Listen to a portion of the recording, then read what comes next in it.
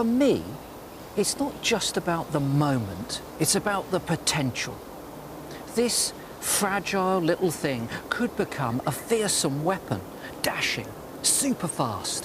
One day, it could leave a smudge of burnished blue over a hedgerow and a puff of finch feathers on the breeze. A future sparrowhawk is born.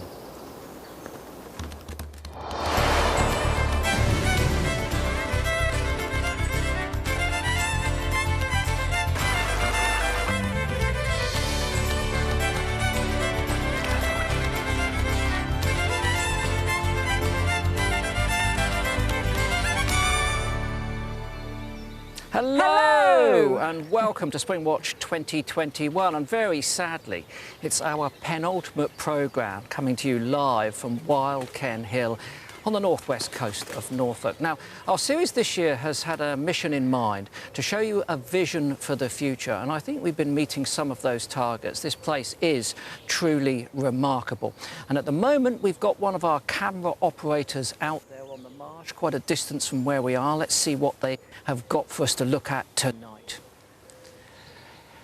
They've got a coot. A coot. Now, sometimes you will hear me saying in the course of our programme, now that's what you pay your licence fee for.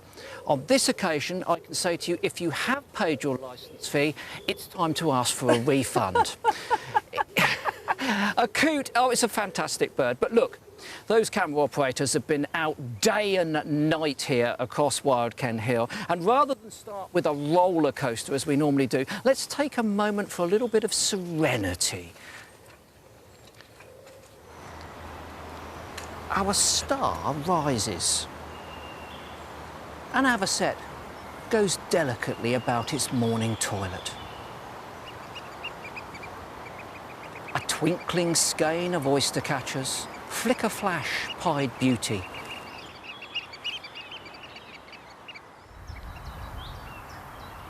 Of the rolling underneath him, steady air and striding, the kestrel.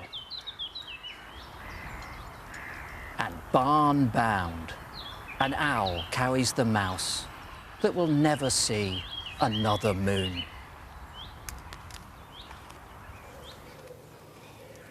That was so poetic. That was so... Do you know, this place really evokes poetry, doesn't it? It's such beautiful. A stunning Absolutely place. Stunning here. And we've thoroughly enjoyed being here over the last 3 weeks. And it really has provided us with so much wildlife and given us the opportunity to put cameras on so many different nests. Here's just a variety of those nests that we've got for you. Chris, do you know what? If you look at that, it's a bit like a bird bingo card, isn't it? Oh, not again. Yeah, it is. And I could give you a straight line of hawks from top to bottom. In the middle, you've got buzzard, sparrowhawk, red kite. But I'm actually going to take you to the nest that's on the bottom left, the marsh harrier. This is our live nest, and those are our 3 chicks. They're exploring a bit there, aren't they, Chris? They're sort of leaving the proper platform that's down there in the reeds and trying to go on a little bit of exploration. They're even putting those wings out and starting to move them around. We are so privileged to have this nest. It wasn't long ago that the marsh harrier was the rarest breeding bird in Britain, and now look, we've got a nest on Springwatch. So super excited to have this. Let's have a look at the female. This is the female, and if you look closely, you can see that she's got a leveret that she's holding tightly in her talons. Look at that wingspan, huge wingspan, with those fingers, those very prominent fingers at the end of those broad wings. She's looking around, looking to see where she's going to land in the nest. She's targeting her sight on her chicks. And here are the 3 chicks. They can see her coming, they're looking up, and they're hunkering down as she lands. She does a vertical drop into that nest that's hidden in the reeds. We've watched her doing this throughout the day, and she brings a variety of food, lots of leverets, as well as chicks, ducklings, a few rats. But look at that face. What a stunning face, and those eyes that look deep into the heart of your soul. What a magnificent bird. Now, these chicks have been very demanding and eager, and she's done really well to satisfy their insatiable appetite. and you can see them squabbling for a piece of their prey. But just watch this. As she finishes feeding and she's tearing little bits off for them, she does this incredible vertical flight straight up out of the nest, leaving the 3 chicks waiting for their next meal.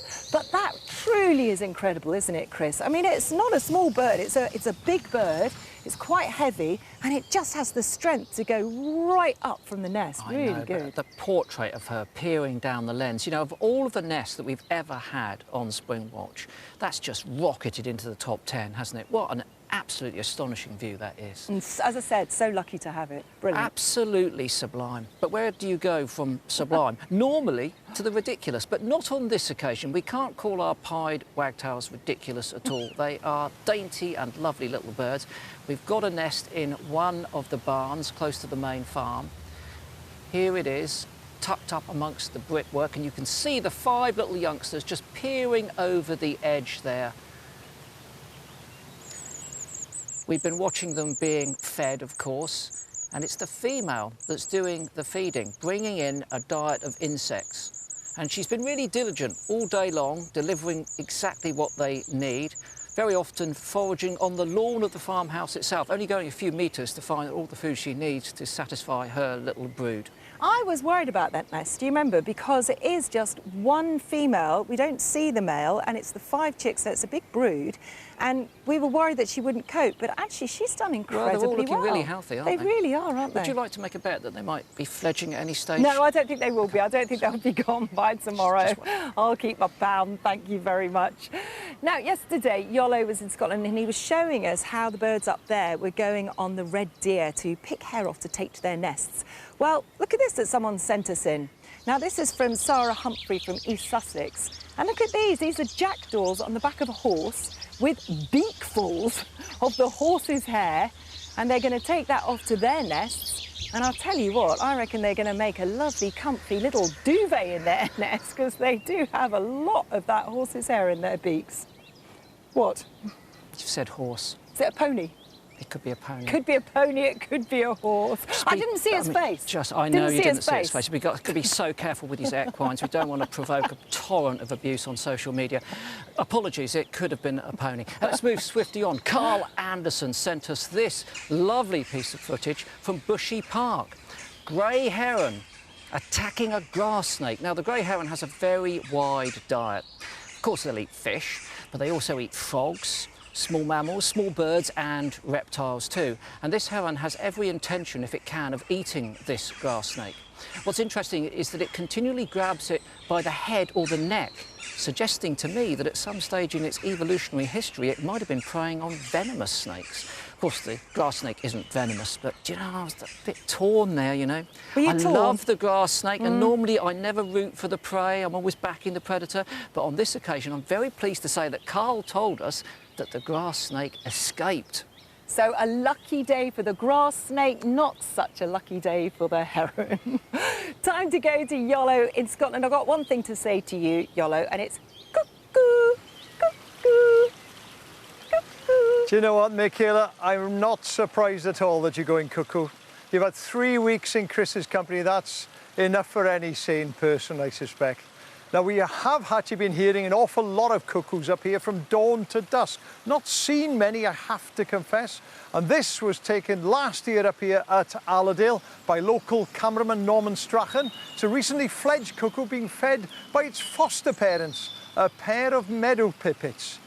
And as ever, for a young cuckoo, there's not enough food in the world. Back and forth, constantly throwing in insects, caterpillars, just anything and everything. It's a little bit like me when there's a lot of cake around.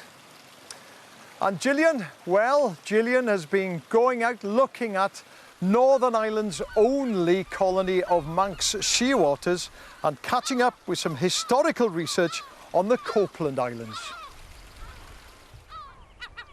We look forward to that. Manx shearwaters are fantastic birds, but as you saw at the top of our programme, we've had some activity at our sparrowhawk's nest. We can go live to it now.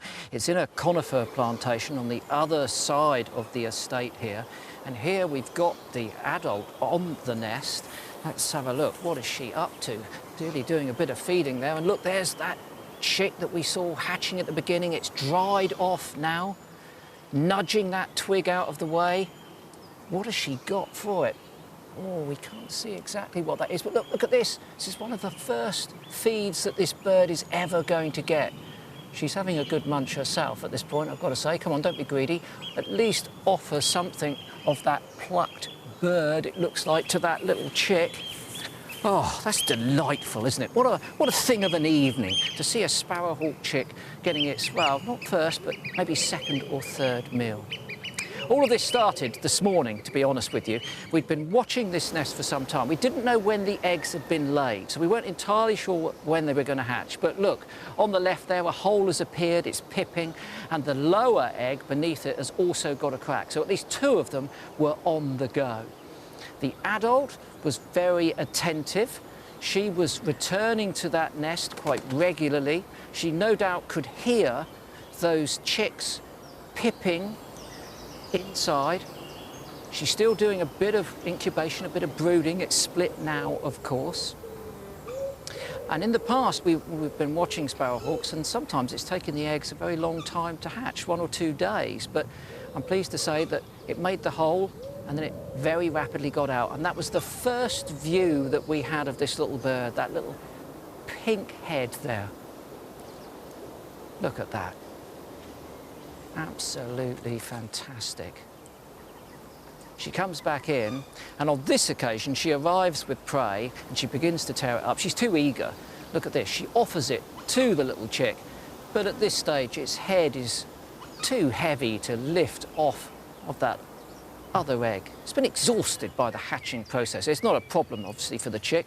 It's still relying on what remains of its yolk inside its body at this time. And I can tell you that it got its first feed, I think about 4 o'clock this afternoon. It took some food for the very first time. I've got to say, we were all so excited watching that happen. And I don't like to be too smug, Chris, but I was one that said I thought that they would hatch by today, certainly by the end of the series. Well, and you said, did. no way. No, but one no did. way, you no, said. No, I said, but you mean the whole clutch, obviously, not just the No, one. I just meant one. I think we can all agree that that's a hatching. But I've got to be honest, I might be wiping the smugness off my face right now, because I also said the swallows would fledge yesterday, and then I rolled it over to today.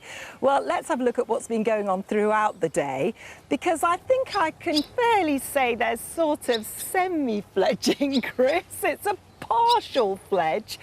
They've been flapping away all day, and this is what we've watched them do. Get out the nest, go along the roof. I mean, they're so keen, Chris. Wouldn't you say that's a fledge? I mean, I think it is, because they're out of the nest. And look, I love this shot. The 3 of them all sitting there being fed by the mother. So I think I can pretty much say that that is, well, it's a fledge. Come on. Well, look, Mick, you might say it's a fledge, but I've got my mobile in my hand, and I've just Googled fledge definition, and a dictionary's come up, and it says verb of a young bird developing wing feathers that are large enough for flight. Flight, not hopping around in a barn. Look, this is what they were doing just minutes ago. Can we see what they were doing just minutes ago? Because I reckon, well, I know they're sitting there. They're just sitting there now. Yeah. But they were definitely flying, and they flew all the way to the door and back. So if that's the definition, well, that's got to be a fledge. And I'll tell you something, they will definitely be gone by tomorrow. Guaranteed. Sometimes I get a grudging apology from Michaela that she might have got something wrong when it comes to our fledging gambling, but I never get the pound, if I'm very honest with you. I never can't get the pass pound. it over, I'd give it to you. The bickering's going to reach a crescendo here. Let's head north immediately to alleviate the embarrassment of that. Let's go to the Allerdale Wilderness Reserve, where Iolo Williams is ensconced this year in the peace of Scotland. Yeah, do you know what, Chris? Every morning when I wake up, I'm constantly reminded what a beautiful place this is. And before coming up, if you'd asked me what's your favourite habitat up there, I'd probably have chosen the mountains. But it's not, it's actually the birch woodlands. And when you consider that they've planted almost 1 million native trees, these woodlands are just going to get better and better and better. And since we've been up here, we've been keeping an eye on the footage from the camera traps that they have scattered all over the reserve, just because they are monitoring changes in the population of the wildlife. This is under the guidance of Hannah Kirkland. the ranger here. And when she came over to me the other day with a damaged camera trap, saying, "Yo, one of our camera traps has been vandalised," I thought, hooligans here in Allerdale? Surely not. In order to find out who the culprit was, we had to watch the footage. Now, the camera is high up on an old bird of prey nest, and great tip maybe? Nah, I don't think so. Not big enough, not powerful enough. A crossbill, lovely bird to see, but the beak is adapted to taking seeds out of pine cones. Chaffinch, no, still not big enough. Woodpecker, now we're talking, because we all know the woodpeckers will hammer their way into nest boxes to get at the chicks, so it could possibly be a woodpecker. But then something starts gnawing away at the camera trap. Gnawing and gnawing and gnawing. Then a little clue, a little bit of fur coming in. Now, is that the dark brown fur of a pine marten or the red fur of a red squirrel?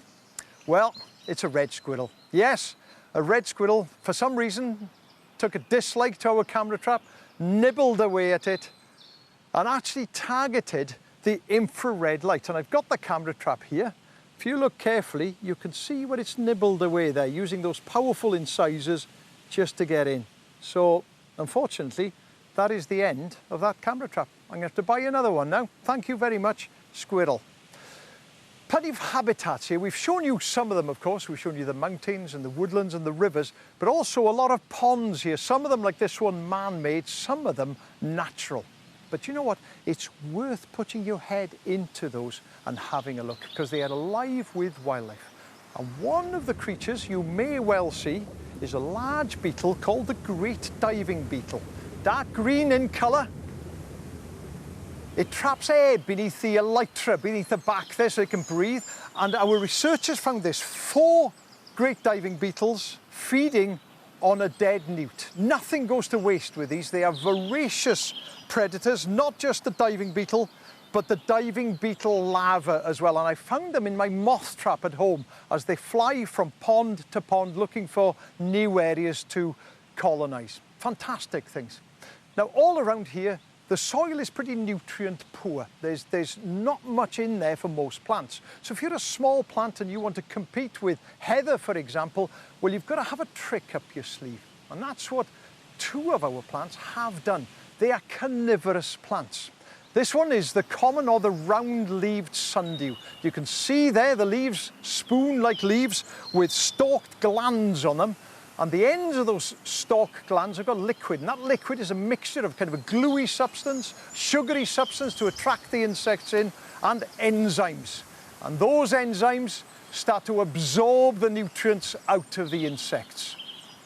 And the other plant up here that's carnivorous is the common butterwort. Very different plant, these green leaves on the floor. And again, the leaves secrete a solution, sugary, sticky, enzymy solution, and when an insect gets trapped, they secrete more enzymes once again, and that then takes out all the nutrients, and all you have left is the dry husk, the exoskeleton of an insect. And here's a couple of interesting things for you. Did you know that a lot of the early work on sundew was carried out by none other than Charles Darwin himself? Oh yes, and butterwort, where does that name come from?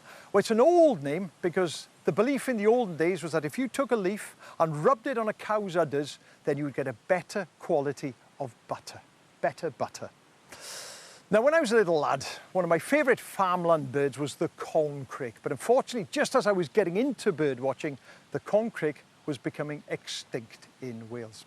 Well, thanks to human intervention, it's actually making a bit of a comeback down in Norfolk. So we sent Megan McCubbin along to have a look.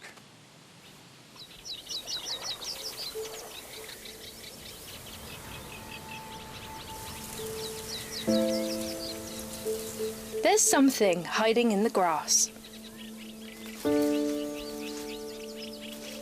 Long before you might be lucky enough to see this secretive little bird, you'll certainly be able to hear it.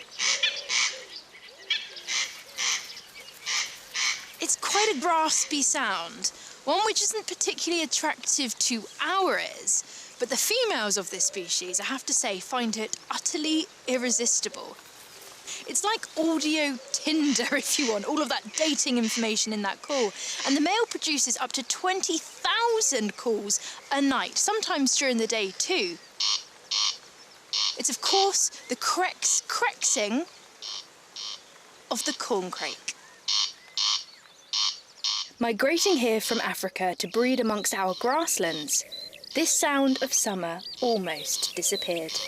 Once widespread, corncrakes declined dramatically in the UK during the 20th century, when modern farming methods reduced their nesting habitat. But these days, Norfolk is once again being serenaded by the sound of crexing. For 6 years, Pensthorpe Conservation Trust have been leading a breeding and release programme to boost corncrake numbers in the wild. She's just nesting down there. Right in that ground there. Chrissy Kelly has been helping out the species with a little bit of speed dating and mating. OK, just over there. Transporting the eager males from mate to mate. You've got to be a bit speedy to catch up a male corncrake. Here he comes. Oh, I got him. Just like that. There he is. Job's done with this female. Hello. Home 29, you said. Yeah. Go have a look.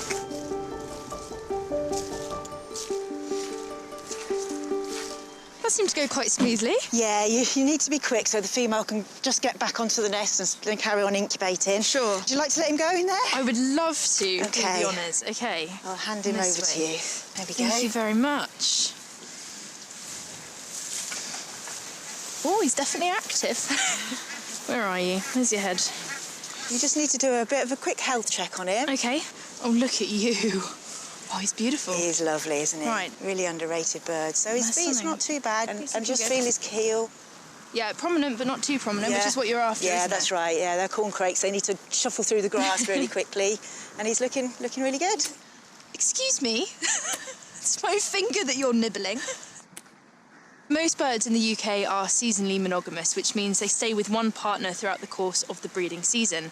But corncrakes are anything but. They're a little bit promiscuous. So after the female has laid half her eggs, the male then actually goes off to woo another female.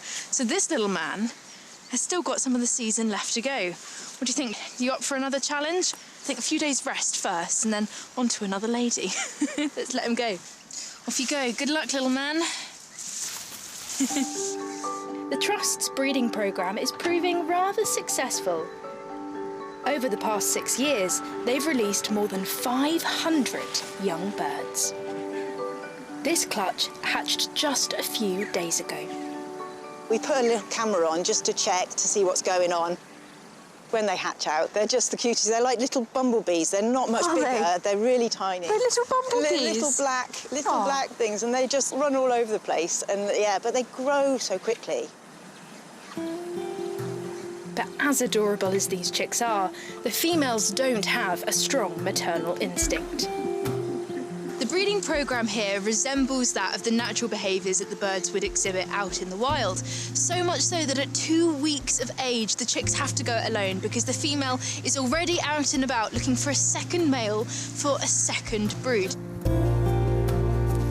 Then, by late July, as many as 100 fledglings from here will be strong enough to undertake their first migration, to find the sunshine of Africa.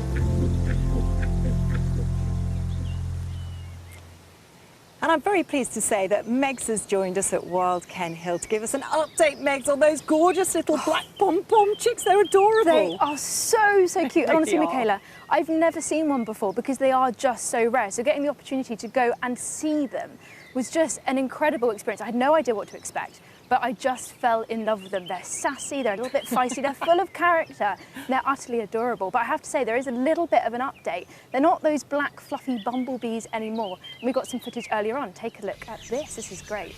So they are now about 14 to 16 days old. And remarkably, at 12 days old, they became fully independent because the female went off to try and find another male. But this gave Chrissy and the team, along with the BTO, the chance to go and relocate them to Welney Marshes. They measured, weighed them, and of course ringed them. And then they spend about 35 days in these release pens. They do this, of course, because it's really important. They stretch their wing feathers out. They learn how to fly, which is really important when they go off on migration. But more importantly, having that time in that area establishes them. So when they go off, hopefully they're going to come back to the same place. Now, here is their migration route. Now, we know that corncrakes typically come to Central Africa and Southern Africa, and corncrakes typically like to hug the east coast, but because this population from Pensthorpe was actually descendant from a population up in Scotland, we know that that population likes to go to the Congo Basin. So scientists actually think that they might do a similar route and end up in the Congo Basin, which would be fantastic. And of course, having those rings allow us to know where they've come from and where they're going. And that is incredible, isn't it, Max? Because they do this migration at such a young age. Yeah. You know what, I'm 26 years old. I don't mind embarrassing myself, right? Because I get lost on the way to the supermarket in my local town. And that's with a sat-nav. That's with a sat-nav. So 44 days old, flying all the way to Africa. I mean, come on, it's an amazing conservation story, but I have to say, it's not the only one that's going on in Pensthorpe. What's the other one? Because you saw the other chicks, didn't you? I did. I got a little bit nosy, I have to admit, and I poked my nose in and saw some amazing curlew eggs and the chicks as well, becoming very active, part of a fantastic new initiative. And it's really interesting where that story starts. Have a look at this. It's a bit unusual because the story starts at a military airbase in the east of England where the curlews nest, but they can be a risk to aircraft safety by flying into the planes. So when the nests are found, the MOD work with Pensthorpe Conservation Trust and remove any eggs to take to an incubation facility. So there they are being carefully put into that car, and then they will go back to be incubated, and that's where it gets really exciting because part of the rehabilitation is going to include wild Ken Hill. So very exciting news there. They had 106 eggs that were incubated, 48 have hatched so far. At 45 days, they're relocated to sites around the UK, and Wild Ken Hill is one of those sites. First release hopefully will happen in July, and they'll spend the first week in a pen to acclimatise before being fully released. So I know that everyone here is super excited about that because it will be amazing to follow those curlew chicks. They're curlews, not stone curlews, but we're going to be coming back for Autumn Watch. So wouldn't it be amazing, Megs, to follow their progress and then hopefully into Winter Watch as well? Wouldn't it? Curlews around, if the crexing of the corncrake as well. I mean, they haven't reached these parts yet, but they might just at some stage.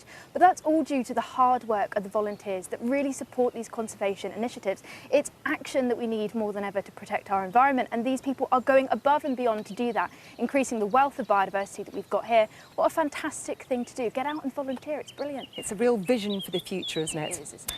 Time to go over to Northern Ireland, where Gillian is finding out about a secretive bird that has a fascinating nesting lifestyle.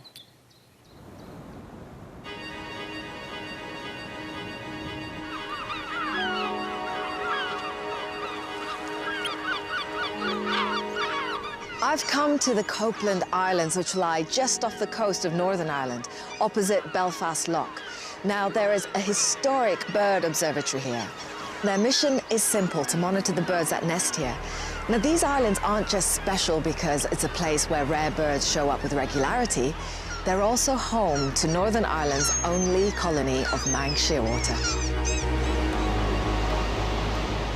Each spring, these extraordinary birds travel thousands of miles across the Atlantic from the coast of South America. Adults are seldom seen, making landfall at night. They form dense breeding colonies, with females laying a single egg in underground burrows. The males and females swap shifts weekly. One incubates their egg, whilst the other forages far out at sea. Their habits make them hard to survey. But today, I'm joining a research team to find out how on earth you census such a secretive species. Kendra Colhoun is heading up the survey, which is the first of its kind on the island in a decade. Why is this such an important island for them? It's an amazing little archipelago for them. It's got no mammalian predators, so the birds can safely occupy burrows without risk of predation.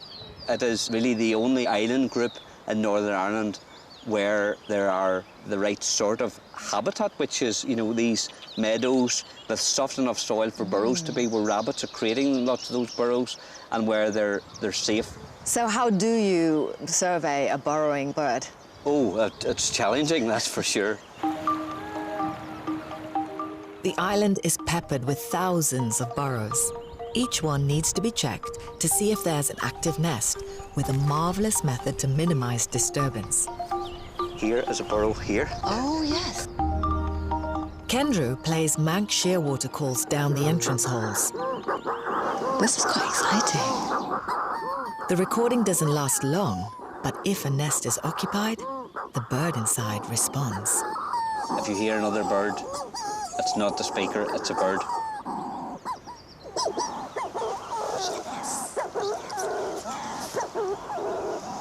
It's amazing. Oh my gosh. So there's a single egg and a single adult in there at the moment. That's right, it's incubating, guarding that nest. Kendrew, this is your first time on the island for how long? Oh, about 12 years. And this is the first bird today of how many, you're hoping? Oh, well, you know, we're going to survey thousands of these in the next few days. You got a lot of work to do, but this is so cool. It's still going. I cannot believe our luck. It's the first time I've actually heard a Manx shearwater. It's just magic, it really is, just to hear it call back and to know there is a bird in that burrow answering our call. It's pretty cool. Kendrew isn't working here by himself. He has a whole team here, and I'm giving them a helping hand, or ear. So here we go again. The silence, it might just have woken up. Here's another one here. Oh, yeah. There's one. It's such a deep sense of satisfaction when they call back, isn't it? Indeed. Kendra, I'm sure you saw from my reaction that I was pretty blown away. Does that wear off eventually? I mean, it's a very basic thing. You call, it calls back, but it's still fantastic to hear. You know, these are birds coming to our part of the world for only a couple of months.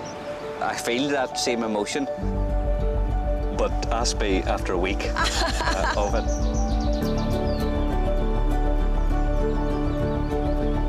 By late summer, the parents will stop feeding the chicks. This forces them to emerge when darkness falls to start their migration. But for now, the ones here are safe in their burrows. Kendra and his team aren't the only ones working on Manx shearwaters here, and later in the programme, I'm going to be joining another scientific team working right here on the Copeland Islands. We look forward to catching up with more about those shearwaters a bit later on in the programme, but let's move to a mammal now, an animal whose abundance we once took very much for granted. In the 1950s, there were perhaps 30 million of them in the UK. A survey conducted in 2017 suggested it had fallen to somewhere around 1.7 million. A catastrophic decline in, guess what? It's our hedgehogs. Those lovely little animals that we have out there rustling around in the undergrowth. Well, all sorts of reasons have been implicated in that decline. Loss of habitat, of course, overuse of molluscicides, part and parcel of that. The fact that somewhere between 167,000 and 335,000 get hit by vehicles every year. Thankfully, many are rescued, but does the rescuing work? And how should it be improved? Well, people working at Keele University are investigating that. Professor Dawn Scott and her student Katie Davies have been out and about. They have been tagging the hedgehogs, 9 that have been rehabilitated and 4 that were wild. They catch them, they weigh them, they make sure they're healthy, and then they put a little tag on them so that they can follow their activities in that period immediately, in the case of the rehabilitated animals, that they have been put back into the wild. Now, there are 600 hedgehog rehab centres in the UK, and we think that somewhere between 10 and 20,000 of these animals are taken into these centres every year. People put an enormous amount of effort and energy, very much hard work, into trying to ensure that they're fit enough to go back to the wild. And that's the mission, of course. We need to get them back into the wild where their numbers are collapsing. But what happens when we release a rehabilitated hedgehog? That's the question. Well, let's have a look at the data, because it is the most common rescued mammal in this country. So, as Chris is saying, it's really important that we understand what rescued and rehabilitated hedgehogs do when they're put back into the wild. So, this is our rehabilitated hedgehog called Timmy. This is where he was released. And you can see, this is all the movements of Timmy. There's quite a lot of movement, but it's all within the built-up safe area in people's gardens. You can see there was only one journey out, but that's in the safety of this wood, in the cover of the wood. And this is about the only time that Timmy went across open land, across the sports fields here. If we go to Crunchy, who's the wild hog, this is a female. This is where they tagged Crunchy. And Crunchy, again, a lot of movement, but look at this, look at the difference. Lots of movements within the gardens, but look at all this movement within the fields and the open land. And if I show you those two maps side by side, you can really see the difference here. So this is Timmy, stays in the gardens. This is Crunchy, that definitely goes more into this area. Now, these are just two of the animals that they use in the study, and it's still very early days, but I think that very clearly shows, doesn't it, Chris, that the rehabilitated ones are definitely more timid than these wild ones. That's what the early signs showed. Dawn is really keen for us to say that these are early days. As you say, just 13 animals. They only looked at them for 7 days or 7 nights when they were active. But of course, all of that hard work and effort that's being put into rescuing these animals need to pay off, so we need better information. Early signs are, yeah, the rehabilitated ones don't seem to go very far when they're out. This might influence what we do with them. Rather than perhaps find just ideal habitat and then go and release them, we might do what we call soft release, a bit like those corncrakes and curlews that we've been looking at. You release them into a pen first, perhaps they build up their confidence before you open the door and they move back into the wild. So we'll keep up to date with this study, I think, and many other people will too, because we all have a grave concern about the future of our hedgehogs. And if you share that, then please go to our website where we've got some top tips on how you might look after those hogs that you're sharing your community with. People always ask, don't they, Chris, about what to feed your hedgehogs on if you are feeding them in the garden, and all of that information is also on the website. Now, Yolo has been up in the Highlands and he's been really enjoying the beauty and the wildlife, but now let's focus in on the characters of a remote and very beautiful loch.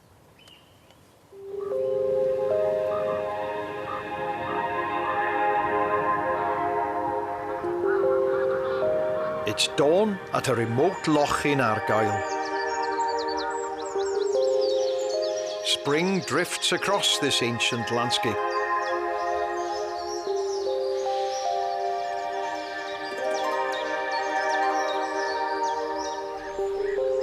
New life is evident throughout the land and seas.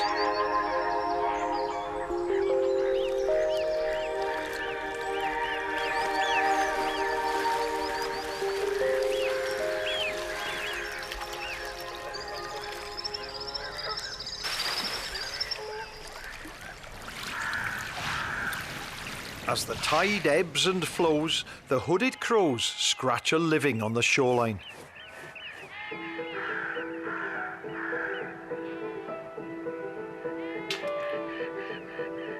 Using gravity and the loch bed, they strive to crack open the exposed shellfish for a tasty meal.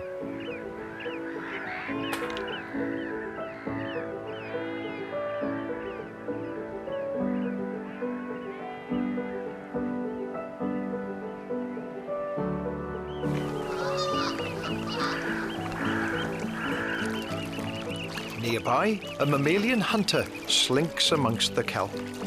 A female otter.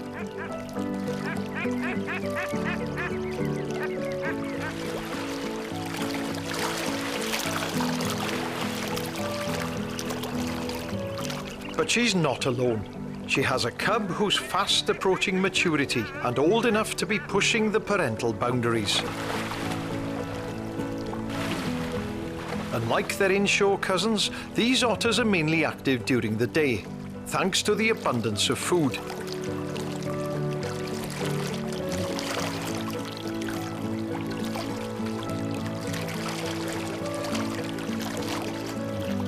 Even so, regular tussles for fishing rights erupt.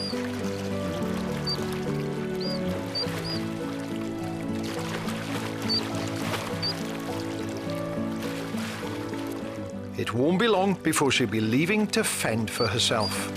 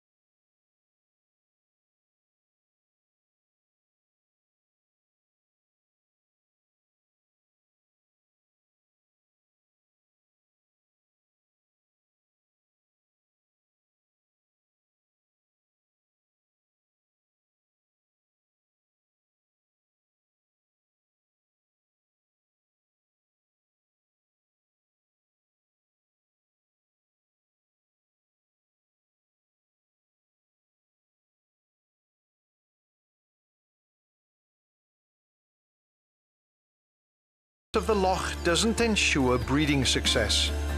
Up to around 30% of white-tailed eagle nests fail. And sadly, this year, this couple's efforts have produced eggs that came to nothing. Evidence that life can be tough in this glorious landscape.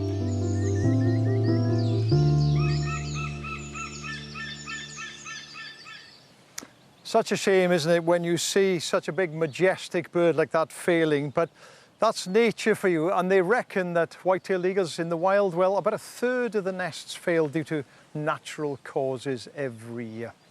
And this weekend, I was actually privileged, extremely lucky to accompany a good friend of mine to a white-tailed eagle nest 2 hours away to help him ring the chick. What an honour. It's only when you're this close you realise just how big a bird it is and just how massive a bill it's got. Brilliant, honestly. And that is on tomorrow night, so whatever you do, don't miss it. And I had a very, very busy weekend because I also managed to dash up to Handa Island. It's a Scottish Wildlife Trust managed reserve about 2 hours drive northwest of here, and it's home to almost 100,000 seabirds. Earlier on this week, I introduced you to one of the birds up there, the great skua. Well, tonight I want to concentrate on its fishing techniques. Now, we told you that they overwinter down off northwest Africa and the Iberian Peninsula, arriving back in late March. Well, by the middle of April, there's plenty of food around for these birds in the form of birds' eggs. They patrol the colonies looking for an opportunity to dash in and steal an egg. The guillemots, you see, desperate to keep it at bay, but it perseveres and it gets its egg. It's always going to get in there. They're incredibly fast, incredibly powerful, and off it goes and uses that brutish beak to open it up and get at all the nutrients in there.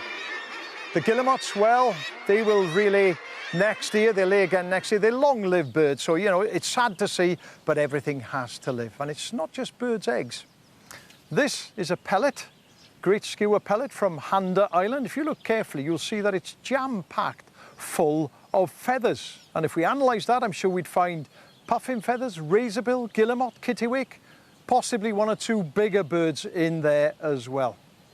But that's not all either. They have another feeding technique that's given them the nickname of Pirate of the Sky.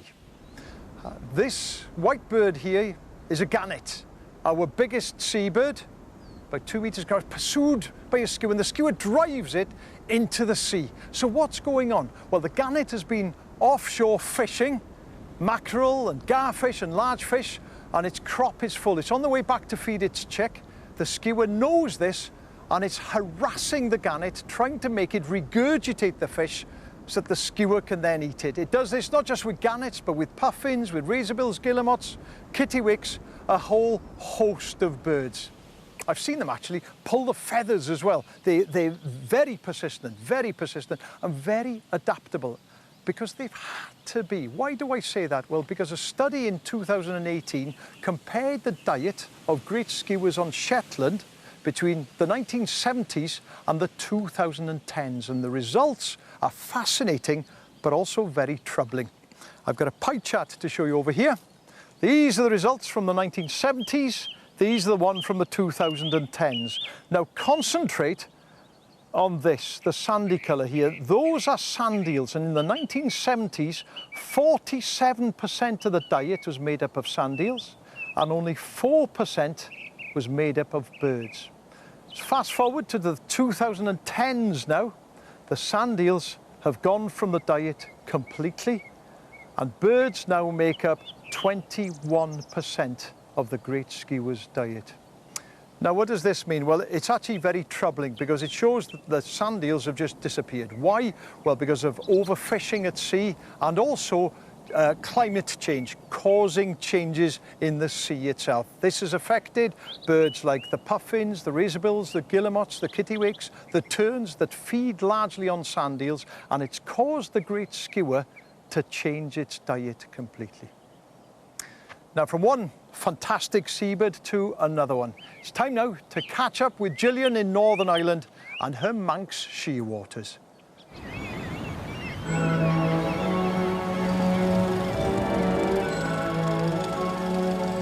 Ornithologists have been studying birds on the Copeland Islands since the middle of the last century. These early researchers recognized the importance of this breeding ground, and ringing and releasing was the best way to discover more about Manx shearwaters.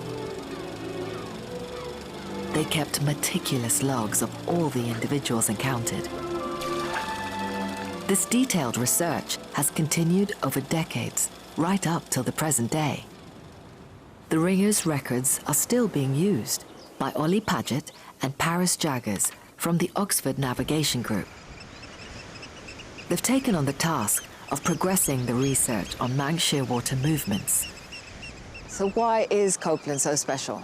The ringing effort here as a bird observatory has meant that there are lots of birds that we encounter that were ringed as chicks. And this means that uniquely here, we know the ages of a lot of these birds. Last night when we were doing some work on the colony, we found a bird, read its ring number, went back and checked the books and found that it was ringed in 1981 as a chick. So it's 40 years old, which is pretty amazing. That is amazing. In addition to rings, Paris and Ollie are using GPS trackers and geolocators. The data allows them to map the Manx shearwater's foraging behavior. Here, we can see the movements of one individual as it fishes far out to sea. They will often stay out for days. Journeys have been recorded at a staggering 1,300-mile round trip. This gives an insight into a bird that is otherwise hard to follow. They've invited me along to see how they turn on the tracking device. To see such an elusive bird up close is a rare opportunity. So this is one of the Copeland Manx shearwater study burrows, and so this is a natural Manx shearwater nest. This is the way that the birds go in and out, and then this is how we get access to them. Okay. So what we're going to do is we're going to get the bird out. Okay. It's just sat calmly on its egg. It's probably asleep. Wow, so you can just reach in? Pull it out. There it is. So now what I'm going to do is I'm just going to put it into the bag and then we'll check its ring number. The manx shearwaters stay remarkably calm when you handle them, as long as you keep their head covered. Oh my gosh, it's actually a lot smaller than I was expecting. They weigh about 400 grams, slightly larger than a puffin. So I'm just going to read the ring number. This is ET01468. And this bird, we know, was ringed as a chick 25 years ago, so it's 25 years old. And so it would have been coming back to this nest most years for the last 22 or 23 years. Wow. And so this is a GPS that we put on last week. And I'll just take the magnet, and so I'll just touch that there. And that's it, switched on. And that's switched it on, That's ready to go now. And so what I'm going to do now is I'm going to put it back in its natural entrance. Yep. So it walks back to its egg like it normally would, and then it will resume incubation. Settle back onto it. So most birds you can't disturb during incubation at all without them abandoning. Manx shearwaters are incredibly tolerant compared to most species. There it goes. Just like that. Yeah. The tag is on. What's the next step? So it'll be out for anything from a few days to a week or more, and then we'll be checking the burrow, and when we find it's come back, I'll be able to see in quite fine detail whereabouts it's been foraging. That's amazing that this bird, along with all the others here, can shed some light now on what these really secretive birds get up to when they head out to sea. Yeah, absolutely, and being able to see what they're up to is really fantastic. As the day draws to a close, it's time for me to leave the island. But like the birds themselves, I'll find my way back someday.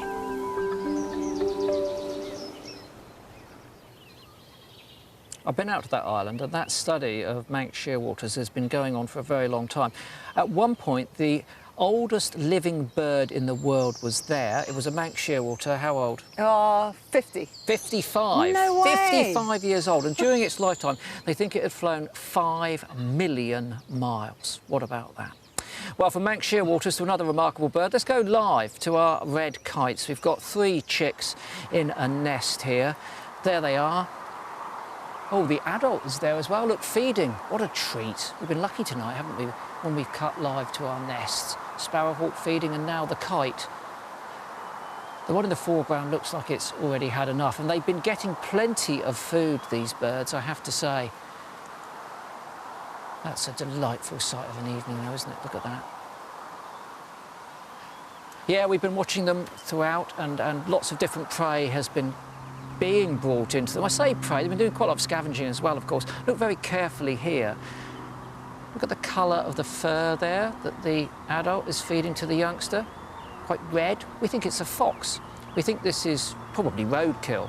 Obviously, kites weighing in at a kilogram or so, not capable of taking a fox, but they are capable of picking up bits of roadkill. And certainly the chicks are prospering. What I like about them is they've already got that red colour, not the grey wash of the adult's head, but their bodies are already richly red. And then if you look into the nest here, you see something very typical of kites. Yes, there's lots of material in the nest. Things they've nicked from humans, like this, the remains of their comfort blanket, no longer needed. They've torn it to pieces. And this is not uncommon behaviour in kites' nests. In fact, it's been noted for hundreds of years. I was only ever a reluctant reader of the Bard, but I've got to tell you that Shakespeare wrote in A Winter's Tale, Act 4, Scene 3, when the kite builds, look to lesser linen being underwear, which people in those days used to dry on hedges. They didn't have lines, and the kites would come and steal it. They still do now, and all sorts of things turn up in the nest. And when people go out to ring the birds, they see this. Look, a pair of old pants there, probably with a wash. They might come through, you never know. And what about this one?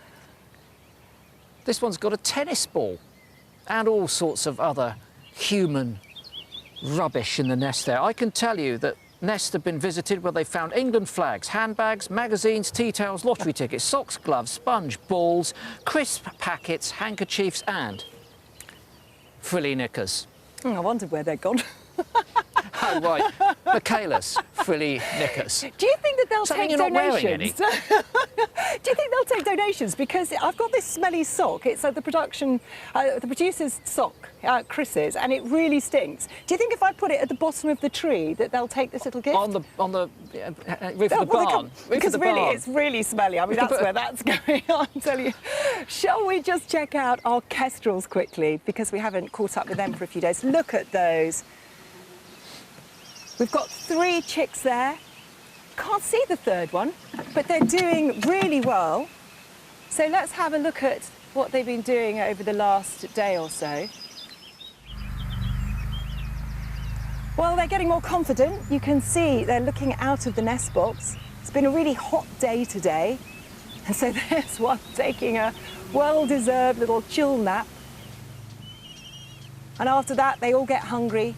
In comes the adult with some prey. It tears little bits off. Been doing such a good job. As I say, these chicks have been doing well. They've really been growing. And once the adult flies out, this is good to see.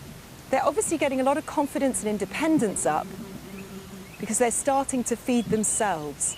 But look at them, Chris, it's quite interesting. I mean, they still got a lot of down on them, and yet they could fledge in, well, a couple of weeks.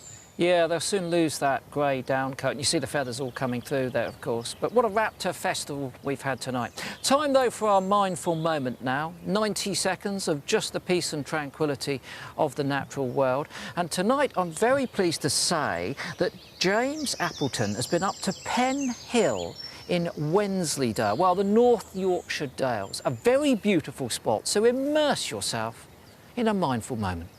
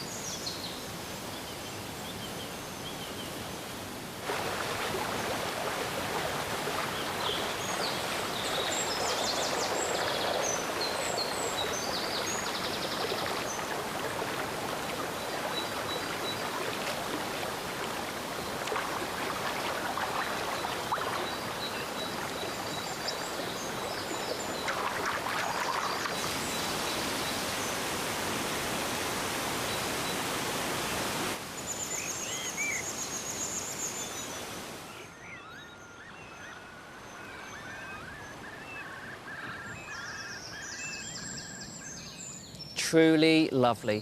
What a place.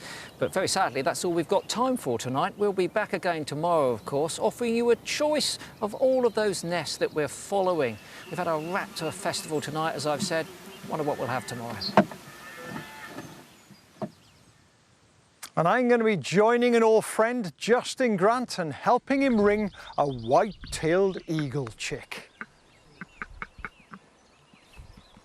And Gillian will be with us live from Northern Ireland, where she dives deep into the behaviour of basking sharks.